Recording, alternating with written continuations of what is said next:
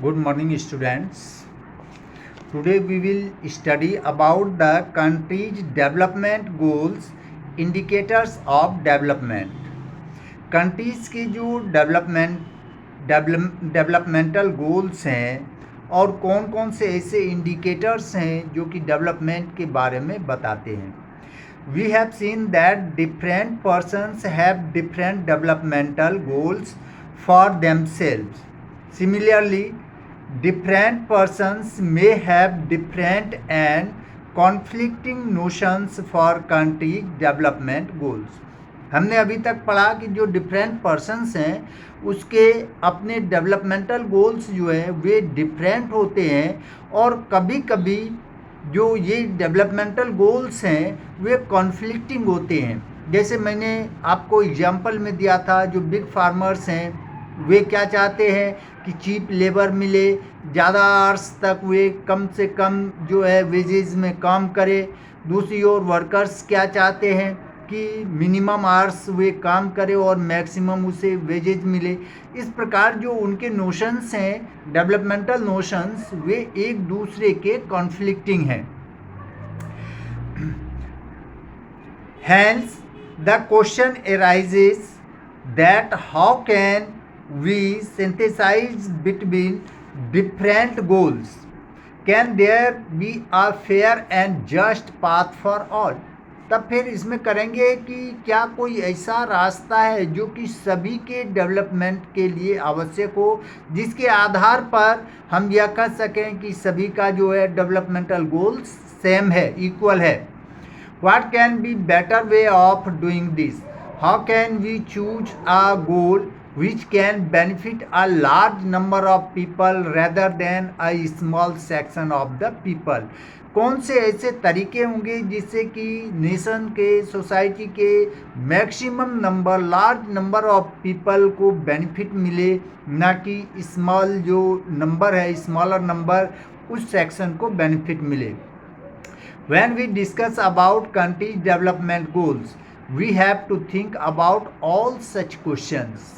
How to compare different countries or states in regard to development. किस प्रकार से different countries और state को डेवलपमेंट के संदर्भ में देखेंगे. How can we say whether the development has taken place in the particular country or not? किस प्रकार हम देखेंगे कि पर्टिकुलर कंट्री में डेवलपमेंट हो रहा है या नहीं. How can we measure development और what are the indicators of development, कि डेवलपमेंट के इंडिकेटर्स क्या क्या हैं जिसे देखकर हम कहेंगे कि यह कंट्री जो है डेवलप्ड है या डेवलपिंग है. The important indicators or measures of development are discussed below. नीचे कुछ दिए गए हैं जिसके आधार पर डिस्कस करके हम देखते हैं कि कोई कंट्री डेवलप्ड है या डेवलपिंग है. First of all, the first point is national income. How can we say that national income is the indicator of the nation's development. The level of national income indicates the level of development of a country. National income is the value of all final goods and services produced in a country during a year. जो national income है यह एक indicator होता है कि कोई nation जो है वह डेवलप्ड है या डेवलपिंग है. और यह नेशनल इनकम क्या होता है कि एक साल के अंतर्गत उस नेशन में जितने भी सर्विसेज या गुड्स हैं उसके जो फाइनल वैल्यूज होते हैं वही नेशन का जो है वह इनकम कहा जाता है. फिर से एक बार आप समझ लें कि नेशनल इनकम क्या है. एक साल के अंतर्गत एक नेशन के अंदर जितने फाइनल गुड्स एंड सर्विसेज हैं उनकी जो वैल्यूज होती है वही नेशनल इनकम कहलाता है. Increase in income means more availability of goods and services to the people. अगर इनकम इंक्रीज होता है इसका मतलब क्या है कि पीपल के जो सर्विसेज हैं, जो गुड्स हैं, उसका यूटिलाइजेशन अधिक होगा, अधिक से अधिक वे गुड्स और सर्विसेज का यूटिलाइज कर पाएंगे. Increase in national income is regarded as the important development goals for a country. इस प्रकार से जो नेशनल इनकम होता है वह डेवलपमेंट का एक प्रमुख इंडिकेटर्स होता है, लेकिन इसमें से जो है कोई क्लियर नहीं आता है कि रियली उस देश के जो पीपल है उसका डेवलपमेंट कितना हुआ है, यह पता नहीं चलता है। For example, I have given you an example that the national income of France and India are equal. जो इंडिया और फ्रांस के नेशनल इनकम है वे इक्वल है, then how can we say that India and France are equal developed. हम कैसे कह सकते हैं कि इंडिया और फ्रांस जो है इक्वल डेवलप्ड है? Because we know that the population level is very much differences as compare to France and India. India और फ्रांस में जो पॉपुलेशन लेवल में कंपेयर हो रहा है, कंपेयर करेंगे तो काफ़ी डिफरेंस है। And we know that the population of France is too much little than India। जो फ्रांस का पॉपुलेशन है वह इंडिया के पॉपुलेशन से बहुत बहुत कम है। सपोज 100 रुपये, आप एक एग्जांपल में देखें, एक फैमिली 100, दो फैमिलीज हैं ए और बी, दोनों 100 रुपीज़ पर डे कमाते हैं। एक फैमिली में ओनली 2 मेंबर्स हैं, 2 मेंबर्स हैं तो ईच मेंबर पे कितना 50 रुपीज़ हो गया। और दूसरे फैमिली में 5 मेंबर्स हैं, 5 मेंबर्स में अगर इक्वली डिस्ट्रीब्यूट करें तो कितना हो जाएगा 20 रुपीज़ हो जाएगा। तो आप देखें 20 और 50 दोनों के तो इनकम एक ही है, एक पर पर्सन 50 रुपीज़ हो रहा है, दूसरे पर 20 रुपीज़, तो क्या हम दोनों ही फैमिली को इक्वल डेवलप्ड कहेंगे? नो। तो इसी प्रकार से पॉपुलेशन जो है फ्रांस का बहुत कम है, इंडिया का बहुत बहुत ज़्यादा है उससे, इसलिए नेशनल इनकम इक्वल होने के आधार पर हम नहीं कह सकते हैं कि फ्रांस और इंडिया इक्वल डेवलप्ड है। तो इससे बेटर जो निकाला गया है पर कैपिटा इनकम, उसको इन शॉर्ट हम कहते हैं PCI, पर कैपिटा इनकम थोड़ा सा बेटर है, बट यह भी एग्जैक्ट इंफॉर्मेशन नहीं देता है। National income cannot solely be accepted as an index of development, especially in the case of those countries where the rate of population growth is higher than the rate of increase in the national income। अब मान लें कि जो national income है उसको हम exact indicator नहीं मान सकते हैं। मान लें कि जो एक कंट्री है वहाँ पर जितना नेशनल इनकम डेवलप होता है उससे कई गुना ज़्यादा पॉपुलेशन इंक्रीज हो जाता है, तो वह डेवलपमेंट जो है वह डेवलपमेंट नहीं होगा, बल्कि जो है पर पर्सन और कम जो है रह जाएगा।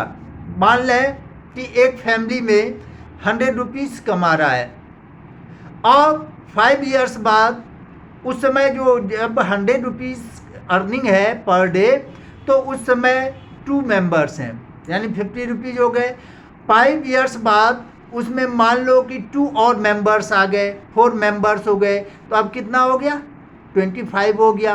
अर्निंग मान लो कि 20 रुपीज़ भी बढ़ गया, 20 रुपीज़ बढ़ गया तो 120 रुपीज़ हो गए, और मेंबर्स 2 बढ़ गए 4 हो गए, तो 4 से हम उसको डिवाइड करेंगे तो लगभग 30 रुपीज़ होता है। पहले जबकि कम था, इनकम कम था, 100 था, लेकिन 2 ही मेंबर्स थे तो 50 रुपीज़ पर हेड होता था, लेकिन 20 रुपीज़ 5 इयर्स में बढ़े लेकिन 2 मेंबर्स बढ़ गए तो वह डिक्रीज और हो गया। इनकम तो इंक्रीज हुआ लेकिन जो पर पर्सन जो उस पर शेयर करेंगे तो और डिक्रीज हो गया, 30 रुपीज़ जो है पर पर्सन पे आने लगा। We know that the population in poor countries is rising at a very fast rate. Hence, development should be measured in terms of average income और per capita income। जो डेवलपिंग कंट्रीज हैं उन पे population बहुत तेज़ी से raise हो रहा है, बहुत तेज़ी से बढ़ रहा है, इसीलिए जो डेवलपमेंट को देखा जाए वह किस आधार पर देखा जाए, पर कैपिटा इनकम के। लेकिन आगे हम इसके देखेंगे कि पर कैपिटा इनकम भी एग्जैक्ट इंडिकेटर नहीं है डेवलपमेंट का। Increase in per capita income can only ensure availability of more goods and services per head। अगर पर कैपिटा इनकम जो है इंक्रीज होगा तो पर हेड गुड्स और सर्विसेज का यूटिलाइज अधिक होगा और वह डेवलप होगा। Per capita income is regarded as the better indicator of development than the national income. National income से पर कैपिटा इनकम जो है बेटर इंडिकेटर है। Per capita income is calculated as the total country's national income upon country's total population. जो country's के total जो income है उसको country के टोटल पॉपुलेशन से डिवाइड कर दें तो यह क्या होता है, पर कैपिटा इनकम निकलता है। हम यहाँ पर देखते हैं पर कैपिटा इनकम या एवरेज इनकम, या तो हम निकाल लेते हैं लेकिन यह भी एग्जैक्ट जो है हमें इंफॉर्मेशन नहीं देता है। फॉर एग्जांपल पर कैपिटा इनकम निकालने का, पर फैमिली का निकालने का कोई इसमें सोर्स नहीं है। यहाँ भी एवरेज निकाला जाता है।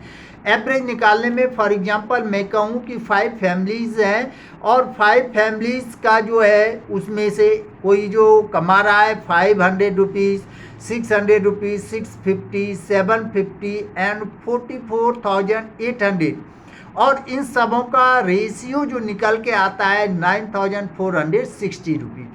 दूसरा बी ग्रुप है फैमिलीज़ का, उसमें भी 5 हैं फैमिलीज़, उसका है एक फैमिली का 8,000, दूसरे का 8,500, तीसरे का 9,500, चौथे का 10,500 और पाँचवें का है 10,800।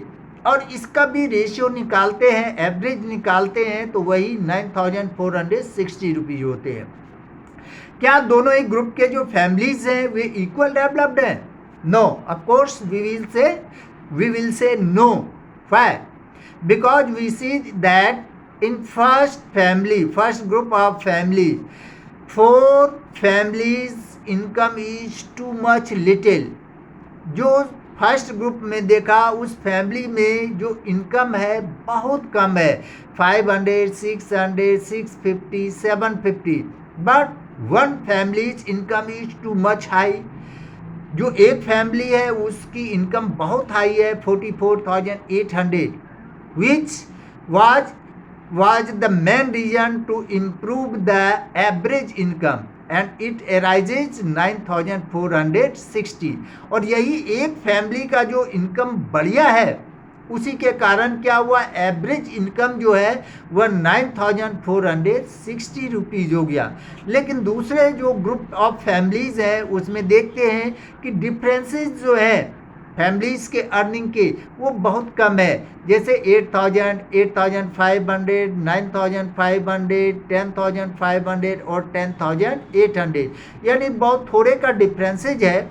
ऐसे में पांचों के पांचों फैमिलीज़ हैं अपनी नीड्स की, अपनी आवश्यकता की पूर्ति आराम से कर सकते हैं। लेकिन फर्स्ट जो एग्जाम्पल दिया फैमिली का उसमें देखते हैं कि बेसिक नीड्स जो फूड और क्लोथिंग है वो भी पूरा नहीं कर सकते हैं 4 फैमिली। लेकिन एक फैमिली के अर्निंग अधिक होने के कारण उसका रेशियो जो है बहुत आगे बढ़ गया था। ओके, नेक्स्ट क्लास में हम देखेंगे लिमिटेशन ऑफ पर कैपिटा इनकम, जो अभी बता रहे थे इसी के अंतर्गत आएगा। Okay, thank you.